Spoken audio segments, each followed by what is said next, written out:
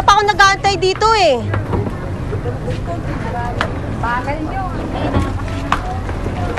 May utang kang paliwanag sa akin.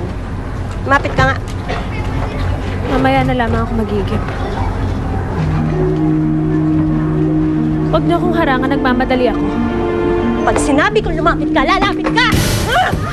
Aray! Aray, kapitiwan mo ako na! Talagang masasaktan ka sa akin! Anong sabi ko sa'yo? Huwag mong lalandiin si Eric, di ba? Anong ginagawa mo? Nilalandi mo siya!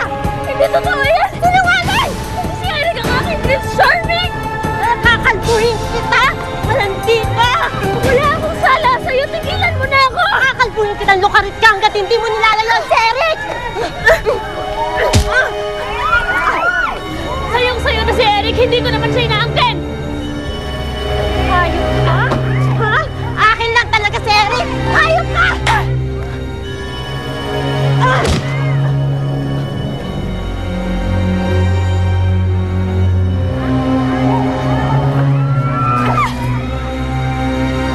Ano? Ang landi-landi mo! Wala ka naman palang ibubuga!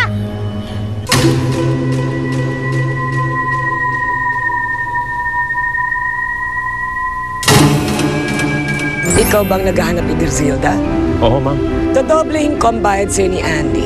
Bakit niyo sinaktan si Griselda, ha? Ano ba kasalanan niya sa'yo? Bakit ako sinisisi mo? Eh siya naman tungulan ng taray. Huwag mong dodoktorin ang kwento. Hoy, utol ka yan. Sira ulo yung utol mo eh! Gago ka, Blake!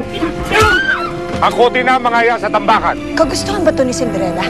Paano natin ng kanyang konsyensya na pahirapan kami? I don't think there's really anything wrong with looking for Griselda. Besides, kailangan din naman natin ng bagong katulong, right? May bagong tumubong bagay. Baka magamit ko ito para malaman ang kalagayan ni Ina. Ina! Ina!